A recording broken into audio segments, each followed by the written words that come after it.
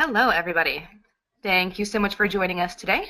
Going to be having a little bit of fun with Microsoft Word 2016. It is, of course, the latest and greatest offering from the Microsoft Office suite.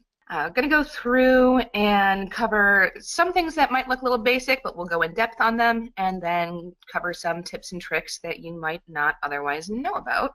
We'll do a quick history on the product itself, and then we're going to go into these topics that you can see. So we're going to cover the ribbon and how to customize it. We're going to talk about Researcher and Insights. We're going to go into how to set and use quick parts. We're going to take a look at the themes and styles, show how to create a table of contents automatically. We're going to explore Format Painter, show how to use the updated version of Find and Replace. We'll show you how to customize autocorrect, get into a little bit of sharing and collaboration, and then I've got a few bonus tips for you as well. Those of you who have sent in questions beforehand, I have compiled the ones that I can answer most easily in this particular format. If afterwards you have any questions, please feel free to reach out to us again. Anything that has not already been answered, we will do our best to contact you, but if you don't hear from us, please feel free to make that outreach. We do want to make sure that all of your questions do get answered one way or the other. So, I'm going to take a look at Microsoft Word itself. It started way back in 1983. It's when it was first officially introduced as Microsoft Word. It was based off of a previous product. Microsoft wooed a couple of programmers from a previous company who took the product that they had made there, turned it into the fantastic Word editor that we know and love today. It's kind of cool that the first free demo copies were given away via floppy disk, the big, square, thin floppies, not the small, firm ones, but the old 5-inch floppies. They gave them away at the November 1983 edition of PC World magazine, and that was one of the first times that free software was ever given away that way. Anybody who had magazine subscriptions, even into the mid-2000s, probably remembers that those software giveaways were things that continued to happen for quite some time. I remember even relatively recently still getting Xbox demo games with Xbox Magazine, things like that. So it started way back in 1983 with Microsoft Word. It's kind of fun to know. It actually didn't really achieve commercial success until Windows 3.0 was released in 1990, but once that was out there, Microsoft Word took off and it has dominated the market ever since. The autocorrect feature that we live and die by today was actually first introduced in version 6.0 in 1993. That fact actually surprised me because I would have thought that autocorrect seems like a much more modern concept, especially with the smartphones that we use today. It turns out that it started way back in 93. So autocorrect has been around actually before the spell check suggestions were. That came much later. The red squiggly line underneath the misspelled words actually came after autocorrect. So that was fun to know. And then the ribbon that was sort of a stylistic revolution for Microsoft Word first made its appearance in 2007. So we're going to go ahead and start the presentation there with the ribbon. When it was first announced, the ribbon was not super popular. People didn't like the change. They weren't used to the way that it's presented. Everyone was used to the standard menu options that we have along the top here, but this ribbon with all of these icons and options here, people were afraid that it was too cluttered or too messy or it was overwhelming. But as the product got more feedback and as we've used it throughout time, it has gotten a lot more refined and it is a lot more customizable. So some of the cool things about this is that anything that you want to have in your ribbon, you can set to have in your ribbon. Features that you use frequently, if you right-click on them, you can add them to a custom quick access toolbar that would be shown below the ribbon. So you can have any of your favorite features saved up here as well. So if there turns out to be something that you just use all the time, you can set it so that all of your favorite features are in this quick access toolbar. Within the ribbon itself, a lot of the features that are available are customizable as well. So when you get into things like styles, you can modify the styles that are there by right-clicking on it. A lot of options have other options, other sub options beneath them if you right click on them as well.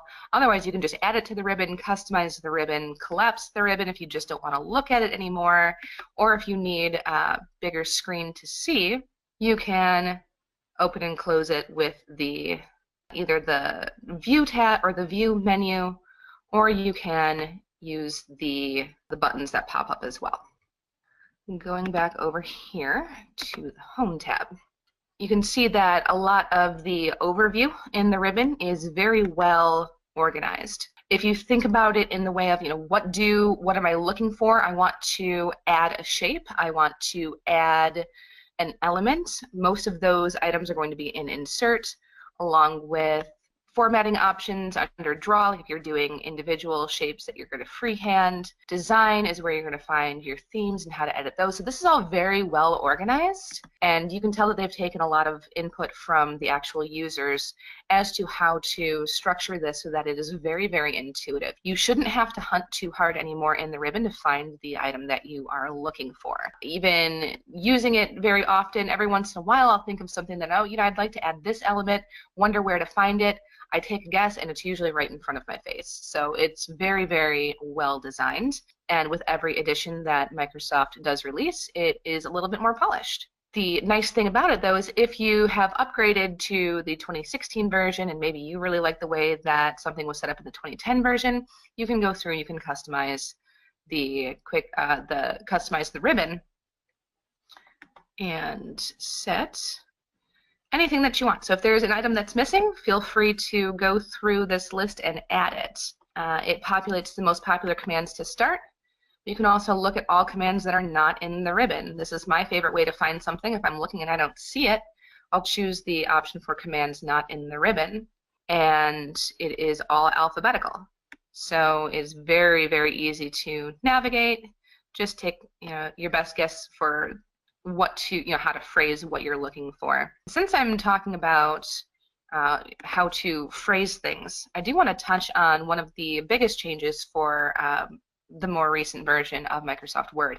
And this is something that is an element that is available across all of the Microsoft Office suite, is instead of search, there's the tell me what you want to do feature. So instead of searching for a phrase, let's say if you want to know how to add a hyperlink, instead of saying, how do I add a hyperlink, you would just tell it what you want to do. So just add link, add a hyperlink, and it tells you exactly how to do it right there. And it'll actually bring up the window that you need to add whatever it is that you're trying to add or to do whatever it is that you're trying to do. So not only will it show you how to do it, it just gives you the feature that you wanted in the first place. So if you're missing something and you can't find it, tell Word what you want it to do and it will just give it to you.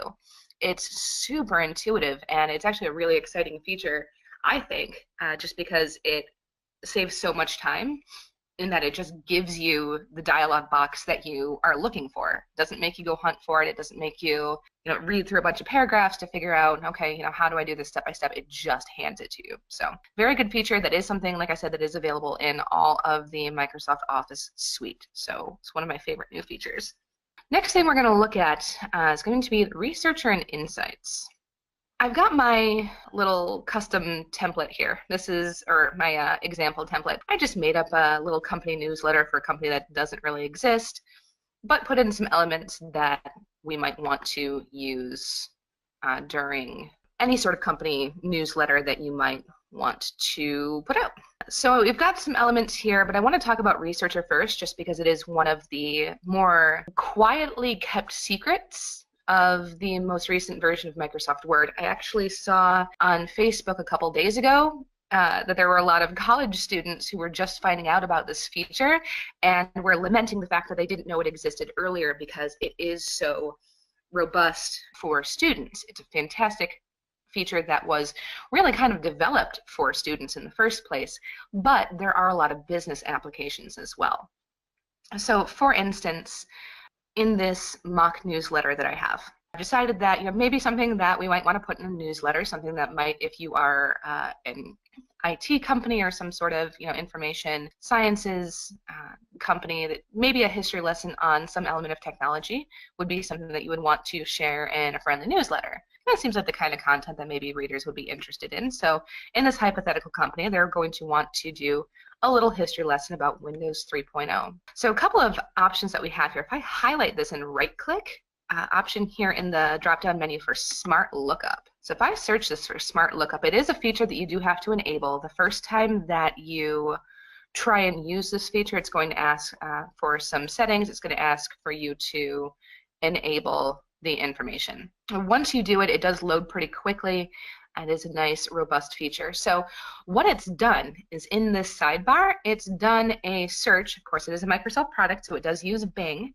If you're not a fan of the Bing search engine, maybe this will give you a reason to like it a little bit more. It does pull up very, very clean results within the Word software itself. So these results are very easily digestible. I haven't seen it pull anything that is inappropriate, so it seems like a fairly safe feature to use as well. They've coded it quite nicely so that it is easy to use for multiple applications, including for students. So this has given me a couple of Wikipedia results. It's also given me some image results and then some general web results. So if I click on one of these, I can see it's opening in Microsoft Edge browser by default. That's just the default browser that I have set with my computer. Of course, it is running Windows 10, so I just kind of left it to do its own thing because it is very clean and very user-friendly. If you like a different browser, feel free to use it, but you may not get the same exact results as you would if you left everything native to the Microsoft product. So this just goes ahead and brings up the Wikipedia page on what we're looking at. This is good for, say you're making reference to something and you just can't quite remember the details. Maybe you can't remember exactly what something was called. You can use that Smart Lookup feature to do a quick web search right within Word itself. It'll launch that external window, but all of that info is there for you. So that's if you just need to take a quick peek at something. Now I'm going to come up here though to the References tab, and I'm going to look at this feature here called Researcher. As the menu, the additional information populates, you can see it describes the feature as let us help you find quotes, citable sources, and images. Right next to it, you can see this info here about citations, managed sources, the style, the bibliography. So if you are someone who has spent any time in academia whatsoever, I'm sure you have had to cite your sources on a paper, a research paper at some point. So this automatically comes with all of the most popular citation styles, and it formats it automatically for you and then gives you the ability to go and edit things afterwards. Not only do you have the ability to edit it, it stays as a live feature within Word unless you specify otherwise. So if you are digitally submitting papers as a student, you have the option to keep that information in there. The professor or whoever is taking a look at the paper or a teammate or what have you has the option to view the citation within Word itself as opposed to having to include a bunch of extraneous text as well. So this could also be useful for business if you have people doing research within the company as well, whether that is market research or studying some other aspect of a product or the business itself. So this isn't just for students. This is something that you can use well beyond school days. But we'll go back over to Researcher itself, and if you click on it, it gives you this search bar. So the history lesson that we want to give is on Windows 3.0. And it works just like a normal search engine. Gives you these results here. Gives you a couple different options here where you can search for everything. You can search for books. So if you specifically need references that are not websites, something that is more geared towards students but does have business applications as well, if you've got an assignment where they have said, you can't use a website, you have to use hard copy sources, this will give you information on those hard copy sources. Otherwise, for the most part, for this application, for business application, the website search is going to be what you're really going to be looking for. So you can scroll on through here and see all of this information on Windows 3.0. So you can go ahead and click on one and see what information is in that particular option. If you don't like that one, you can go back, take a look at some of the others. Maybe you want to refine it a little bit more. Let's call it History, Windows 3.0 History. Let's see. Let's go with this article here, where Microsoft 3.0, it was 20 years old today. No, I just don't like that one either. Actually, when I was demoing this earlier, I had found a result that I thought was perfect for this. Now I wish that I had kept tabs on it. Let's see. Okay, so this will do. We'll start here. So let's say that we're wanting to share a little bit of information about Windows 3.0, and I like this first paragraph here. So what I'm going to do is I'm going to highlight this, and let's see. You can drag and drop directly from this window here, or you can open it up in Reading View and see all of the information that's actually on the web page. And you can do the same thing here with selecting it. That's the same paragraph. Let's come down and find some new information. So if you highlight this, once you're in Reading View, a pop-up comes up right away that says Add and Cite. So you click on Add and Cite. It's going to add the content into your document. And if you come up to your citations, you can change which citation is in here. Now this is giving the citation in line in the paragraph, so it's right here. And this is the feature that I was mentioning. It gives you this drop down where you can edit the citation, you can edit the source. If you click Edit Source, it'll give you these customization options as well. It shows you the URL where it came from, the name of the website, name of the web page, and the author. So you're going to see this is a really, really robust way to include information from external sources that you are citing, so you're giving credit to the original source, and having that information directly in your paper or your newsletter or whatever document it is that you are working on. So let's say then that once I've got this, I'm going to click at the end of this paragraph, and I want to add my references in line. So you could actually see the full text of the references as opposed to just what is in the paragraph itself.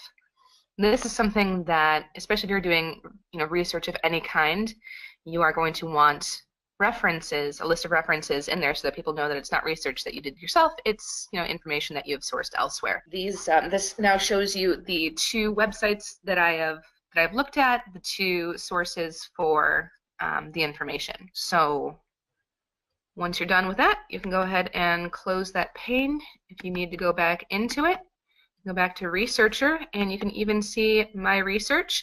You do have to log in to either your Outlook account or your Microsoft account to be able to view saved research, but once you do log in, you do have the option to bookmark research that you have used before. So that is extra handy, especially if you have sources that you really love, that you want to use often. And again, from a business standpoint, you may not need to necessarily do a whole bibliography or references, but say there's a source for jokes, or there's a source for tech tips that you really like, or there's a source for recipes that you like to share. Keeping those things bookmarked as well makes it very, very easy to add content directly to your newsletter. And of course, you can also add content from your own website. So that information can be stored there within Word itself. Right, so that is Researcher. Next up, I'm going to take a little stroll into Quick Parts. Quick Parts is sort of like mini macros. It gives you options to Back over to my ribbon here. It gives you the options to not have to type things over and over again that you use frequently. So something that in a business newsletter or a flyer or anything that you are publishing through Word, you're probably going to want to have your company information somewhere that is easily accessible. You can put it in the header or the footer. It might get a little cluttered. Maybe you want to make it really stand out. This is a great way to do it, but of course you're not going to want to type it out every single time, especially if you start adding phone numbers and fax numbers and email addresses, maybe even like a company byline, something like that. It'd be nice to just be able to have that available to you without having to remember exactly the format, maybe especially if you've got multiple phone numbers. It is a lot of information that could potentially get lost. So under the Insert tab, there is the option over here. Now, mind you, if you don't see something exactly where I see it, I have done my best to leave my edition of Word as close to out of the box as possible. That said, I can't rule out that I may have dragged and dropped something somewhere at some point without recalling that I did that. I do try to leave it alone, especially for doing these demos, so that you can see exactly where to find the option. But if you don't see it, of course, you can always use the tell me what you want to do. Just type in, quick parts if you don't find quick parts. Okay, so you're going to want to highlight the information, go into Insert, and then Quick Parts. This option here, right at the top where it says Auto Text, you have the option to save selection to auto text gallery. If you click on that, not left click or not right click, you can add, this is going to say create new building block. So building blocks are what they are calling these individual elements that you can add one at a time or in batches at any point. So this one, we're going to name it, it's going to automatically populate the first line of text. Let's say I want to call this company address. You can leave it in the gallery and category that it sets as default, or if you have a lot of these that you end up building, feel free to create individual galleries and categories for these things so that you can search them even more quickly. I'll show you in a second what it looks like to start navigating these building blocks. So I'm just going to click OK, and it is going to have this set. And it is going to remember the formatting exactly as is. You can always overwrite it later. Then let's say that I'm working on a new newsletter and I want to add that. I can now click on the arrow for quick parts, go over to auto text. It is showing me the company address. This is the item that I have just entered, and I can drop it right in there. And it gives me exactly what I entered before. Now, I did mention the building block. So that individual element is called a building block. That's what it's referred to. It's what Word has named it. So let's say that the company moves and you go to a new office, you open a new office, maybe you want to edit that. It is very nice that it sorts these automatically by the gallery, so it is alphabetical, or alphabetically auto text comes up first. You can of course always sort it any other way that you like, but leaving it as sorted alphabetically by gallery gives you all of the auto text options that you have entered up at the top. So once you get here, you can edit the properties of it, which is that same context that was there before. If you don't want it anymore, you can delete it. So let's say that we never want to see that again. Go ahead and make it go away. I can delete that building block. So you can go through and customize these other ones that are in here as well. This is, for the most part, things that are more easily accessed elsewhere. That said, if you do ever want to change any of the elements in here, or if there are just some that you absolutely hate, you can make them go away. You don't have to deal with features that you don't want. I love that Word gives you the option to not just customize what you see, but customize what you don't see. So I do appreciate that kind of flexibility and the ability to really take control over the software that you are using. All right, next up, we're going to get into the real fun. We're going to start talking about themes and styles. Of course, every company knows that branding is a huge part of who you are as a company, how you are forward-facing to your clients and the public in general. It sets the tone for pretty much everything that you do. So of course you're going to want your newsletters or your documents or whatever it is that you are creating in Word to reflect your company branding. Now, I didn't take the time to go through and create a fake logo for my ABC company, but you can add logos in just about anywhere that you want. You can add them in your footer, or I'm sorry, you can add them in your header if you prefer it that way, or you can just insert it as a graphic here. But when we go to Design, the Design tab is going to let you pick an overall theme that sets the tone for your document. So if you want something that is a little bit more contemporary, you can choose one of these styles that has a more casual contemporary font. And this sets all of the elements for the entire document. This is going to set your font, the font colors, the font sizes, the different heading options. So this is one big package of all of the features. Once you find one that you like, then you can go through and change the color scheme here for, again, the entire document. You can pick one of the ones that comes already pre-populated by Microsoft, or if you don't see one that you like, you can customize the colors yourself. So in this customization option, it even gives you a nice little preview of what your page is going to look like. It gives you options for a dark theme, options for a light theme, so you can see how it might look, especially if you are doing a larger, more comprehensive document, especially if you're working on something that is going to be going to print and you want it to be a full color print as opposed to just a casual newsletter.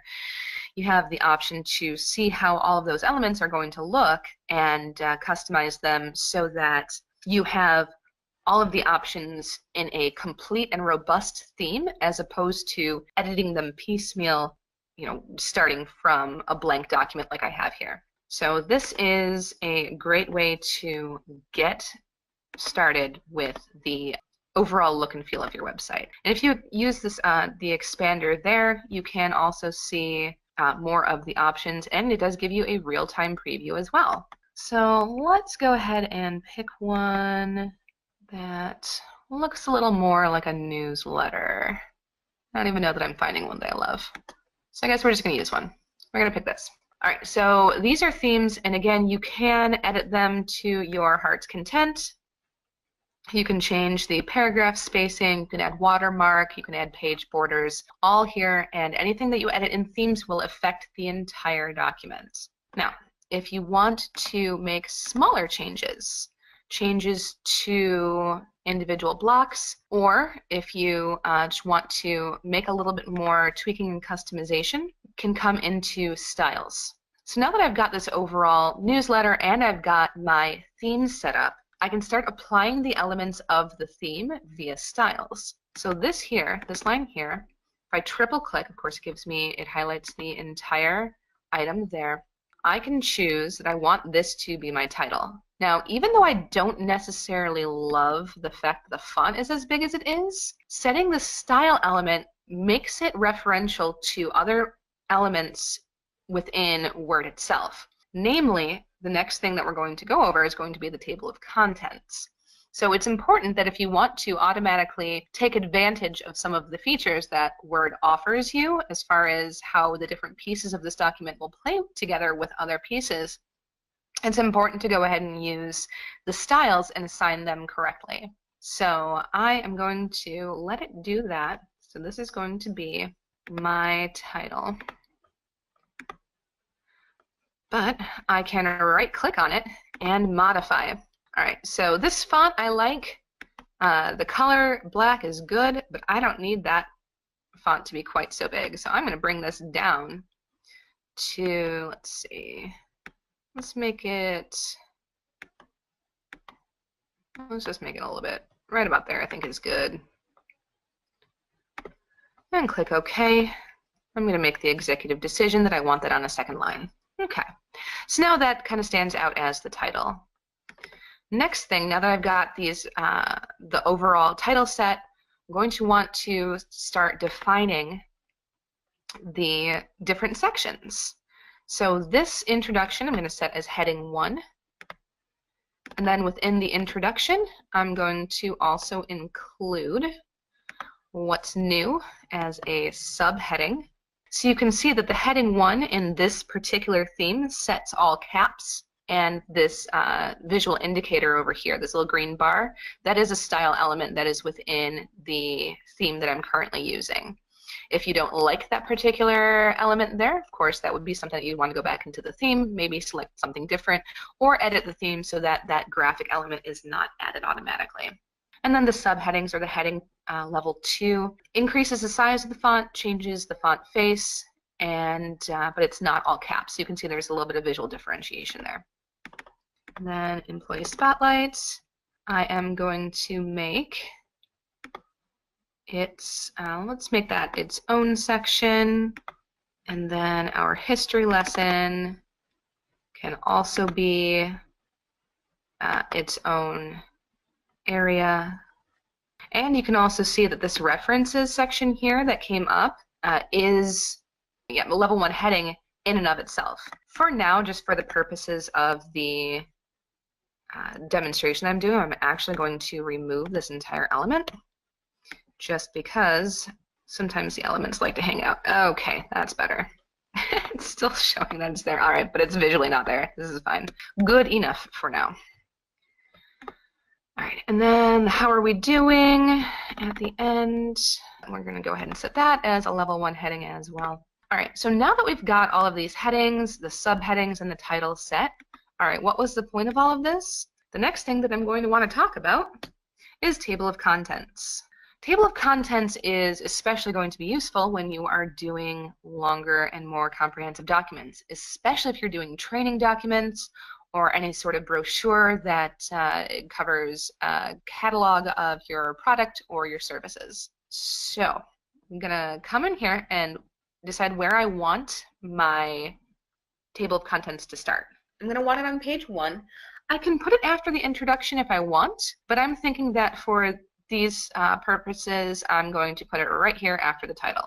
So going back into our references tab, it's typically on the left here by default, the table of contents dropdown. If you click on that, you can see a couple of different options here. There are 2 automatic options, and there's a manual option. You can also go to office.com and download additional table of content styles if you don't like the kind that has the line that goes all the way across the page, or if you want something a little bit more compact.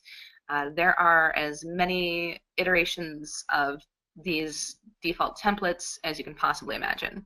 Or, of course, under the manual option, you can create your own. But especially if you have a very large document, the more you can automate, the more time you save. If it's there and you're already using these header features, it just makes sense to use the automatic option. So I'm going to go ahead and use number 1. And you can see they're not really appreciably different. This one's called contents, this one's called table of contents. Other than that, they pretty much look the same. So you can, of course, go in and customize these. You can also decide where in the document you want it to go by right-clicking. If you just click on it, if you left-click on it, it's just going to put it where your cursor is. If you right-click on it, you have options no matter where your cursor is currently located. So I'm going to go ahead and do that. I just click on it, and it gives me my table of contents immediately.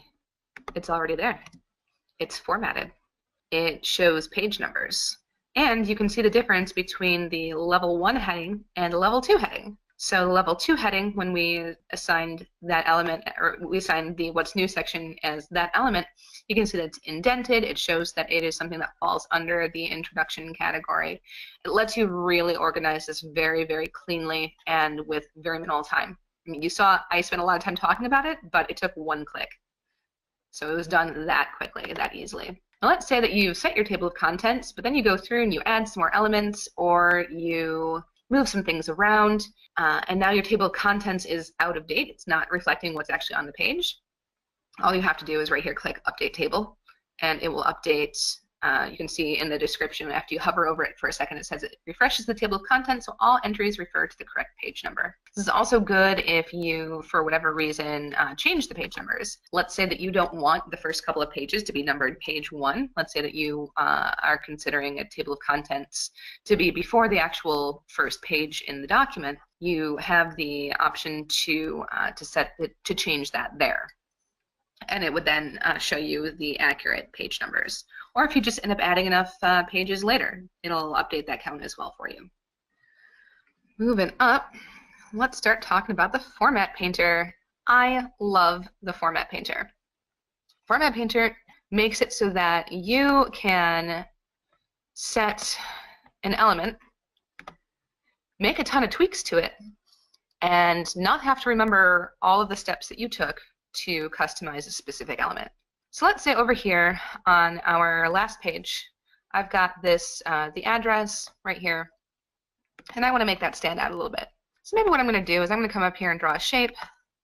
I like a nice rounded rectangle. Why not? Let's draw, oops, let's insert a rounded rectangle. And I'm going to draw it right around this area here. Now, when that happens, one question that I did get in the registration was, how do I make it so that text shows over an image? When you add an image or an element, it gives you this drawing tools menu that pops up. If you click on Format, you have the option over here to send the element backward. And not only can you layer it behind or in front of other elements, it recognizes that there's text there. And you can click Send Behind Text, and it automatically puts the text over the element that you just assigned. So you don't have to necessarily worry about drawing a text box. You don't have to worry about a bunch of other settings. You can just bring the text forward over the element. Then you can go ahead and make any changes that you want to this, however you want it to go. All right, so let's say, so I've got this, and I don't necessarily like that particular color. So I'm going to go over back to my drawing tools format options. And this little expander here will give you some other options. You can also see here that, let's say you wanted another element layered behind that. You can also do just the outline transparent, or the outline of the shape with the background transparent.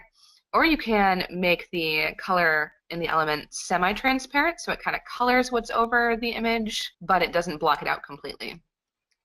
So lots of options. Again, it's all in this Drawing Tools tab that comes out. So I'm going to go ahead and pick this one. I feel like that's already kind of the color scheme that we have going on here. Let's say I want the border to stand out a lot more. So I'm going to come in here. And I'm going to change the shape outline. I want the shape outline to be darker, and I want the shape outline to be bigger. Let's set it there. Okay. Let's say I like this. This is good. I like the shape. I like the color. I like what I'm seeing here. And let's say that maybe because I've got an element up here that I really like, let's say maybe this history lesson. Maybe I want this history lesson portion to also have a little bit of standout. So I'm going to go ahead and use my shape tool again, and I'm going to draw a rectangle right here to make this history lesson spot pop a little bit more. And I'm going to send that behind the text as well. Now that I've got this rectangle, but I go, oh shoot, I don't know what colors I picked. I don't know, what weight did I set for that border again? I don't have to worry about it. Come up here under Home. Make sure that you have the shape itself selected, not the text. If you wanted to select the text, if you wanted to take the formatting of the font that you're using, the color, the size, you can use this. You can use Format Painter to adjust that as well. But this here is a little bit more visually, it pops a little bit better. So I like this as an example. So make sure if you're doing this to a shape that you have the shape selected, or the element, whatever it is. Come up here to Format Painter, and it will lie to me. It will not. All right. Format Painter. All right, so now you can see how next to my arrow there's a little paintbrush. So with that paintbrush, I could select, if this was text, I could select an item of text. All right, Format Painter, I want to paint that. I click on the element, and now it matches. So I've clicked on the rectangle, and now the rectangle has the same color, it has the same border as did my my little business card quasi footer that I added down below. That is how Format Painter works. You can use that for text. You can use it for even photographs. If you've done some editing in line with a photograph, you can apply the format to another photograph that you load so that everything has a nice cohesive look and feel to it. All right, and go on to Find and Replace 2.0. This is kind of fun. I like that this element exists. Find and Replace has kind of always been there, but it's gotten more useful.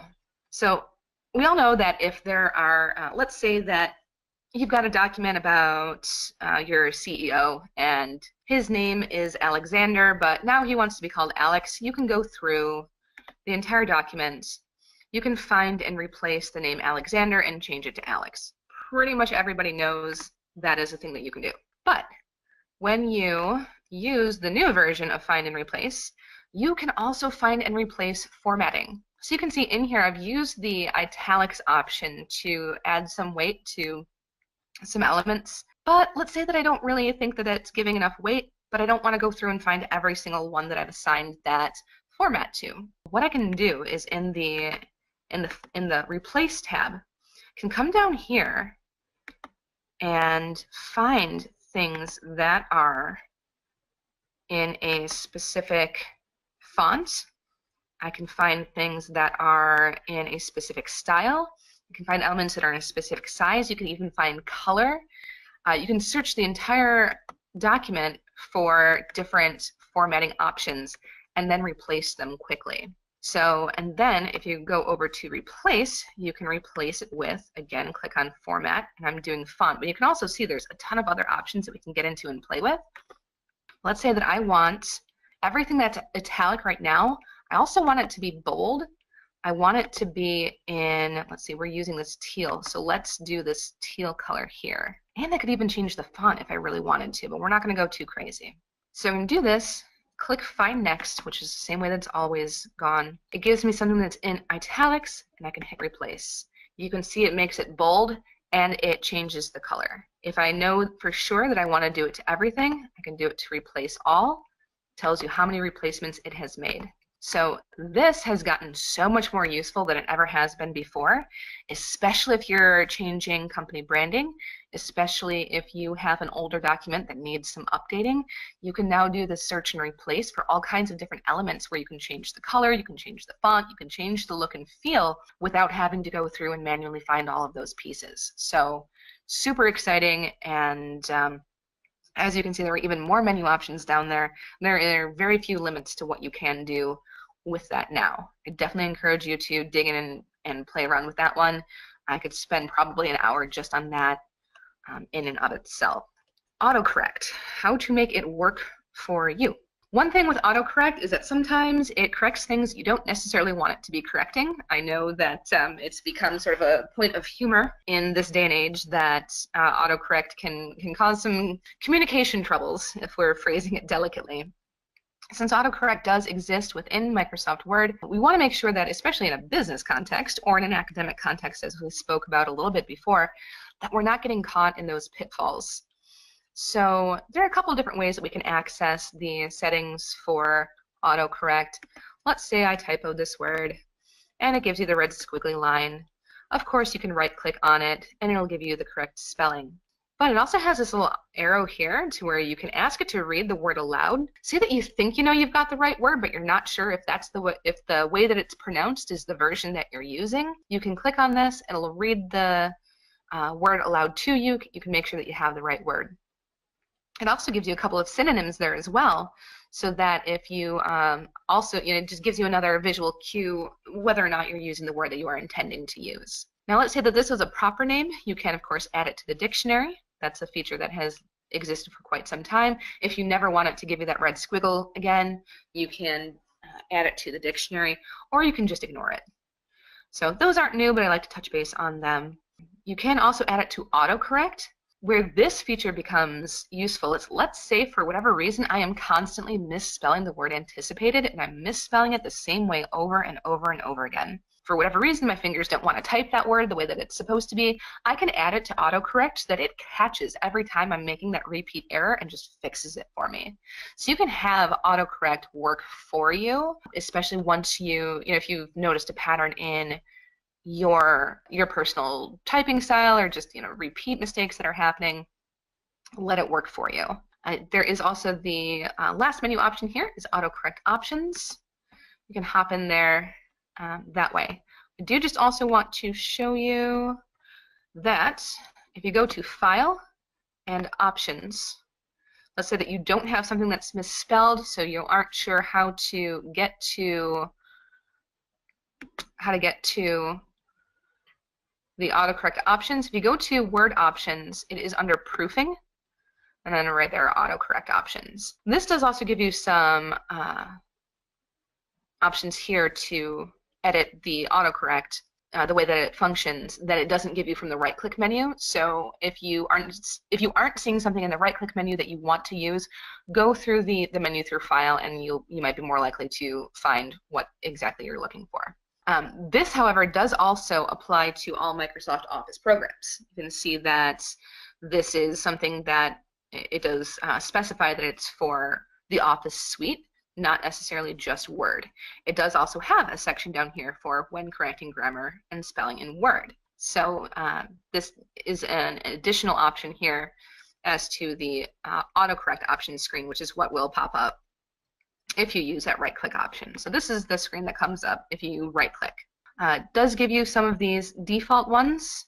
If you accidentally, if you hold the Shift key down for too long and you get two capital letters at the start, that is a default autocorrect feature. You can see some of these others as well. Capitalize the first letter of sentences, capitalize the first letter of table cells. So those are all turned on by default, as well as everything in this table down here. So a lot of these show some really frequently mistyped words that it will automatically fix for you without you having to define these in a dictionary. So like here it shows, fields, people sometimes put the E before the I, it automatically corrects it. This is where you can add something if you know for sure that when you first open up the program that you want something specifically auto-corrected every single time. You can add this manually that way. You can also set exceptions.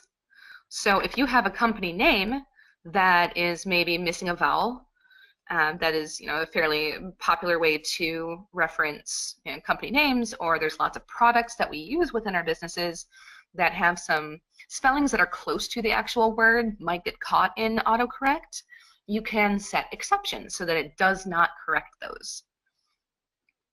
Same here with the first letter. Don't capitalize that. Don't correct some of these as well. You can customize that to your heart's content.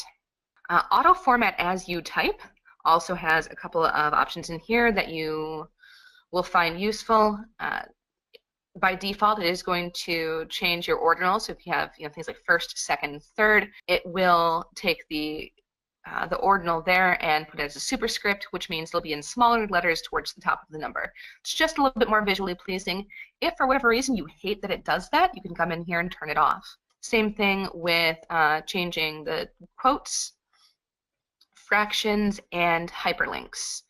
Especially if you're doing a lot in print and you don't necessarily want hyperlinks to show up in blue and underlined, you can deselect that option so that it never ever does that. If you are, however, using it for documents that are shared online, you probably want to leave that active so that that feature works as advertised. One thing I do want to show you with that is that if there are, say for the most part, you do want your email addresses and your websites to format as hyperlinks, but there's an exception to that rule, what you can do is highlight the hyperlink or the email address that you want to de-emphasize. You don't want it to look like a link. Go into your styles under the Home tab and click where it says normal. It's going to take away the underline and it's going to take away that font color. That said, even as a digital document, it still leaves that link feature option enabled. So you still have the ability to control click and follow the link. In this case, it's going to open that email or open a new email for you to use that email address. But then you can take that same document, send it to print, and it's not going to have different formatting. It's not going to stand out and look like. Right, so that is some fun with autocorrect. Going to sharing and collaboration. One of the best features in the most recent version of Microsoft Office is the option for Microsoft OneDrive. With Microsoft OneDrive, you can save a document to the cloud. So if you go over to File, File is up here, you can save to OneDrive, or you can save it to your local computer. If you save it to OneDrive, it's going to go to the shared cloud account where other people in your organization or anyone that you choose to share the link with has access to open that file. If they're also using the online version of Microsoft Word, if they have access to that, they have the ability to edit in real time alongside you. So now you have a collaborative element to the document that you're working on. So let's say that you have a teammate who is going to be handling that history lesson portion. They can handle that element while you are continuing to work on other portions of the document. So that the cloud feature has opened up a whole new world to being able to edit documents. You don't have to worry about most recent saved versions. You don't have to worry about transferring files back and forth and then maybe using an older version. Everything is in the cloud and everything is saved real time. So that is one of the best innovations in the most recent version of the Microsoft Office suite. Some bonus tips that we've got. There are some things that people really wanted me to go over. One thing that I want to touch on is going to be sections. The way that sections works in Microsoft Word is consider it as there's text within paragraphs, within sections within the document itself. So everything is kind of nesting. So each document is going to have sections by default. What a section is it is either a single page or a range of pages that all have the same formatting. Where this comes into play is if you want to start to break up the elements that you are having in your page. Let's say that you want this to be on a new page. Lots of people are familiar with the page break. However, there is a different way to do this that will allow you to edit some of the formatting for certain portions of the page without affecting the formatting of the others. So let's say that I want the employee spotlight to go on its own page, but I also want it to be formatted as a 2-column article. If I try to apply the columns feature to this section, it's going to, or this area right now, it's going to apply those 2 columns to the entire document. You don't want that. So what I'm going to do is I'm going to click here at the end of the area that I want to stay the same. So keep in mind that whenever you apply a section, it is for the elements moving forward. So it's for everything that comes afterwards. It's not going to touch what happened before. So I'm going to go into Layout. I'm going to click on Breaks. I'm going to come down here to Section Breaks. I want this next page, or this next section to start on a new page. So I'm going to go ahead and click on Next Page. So just like a page break, it's going to drop it down to its own page.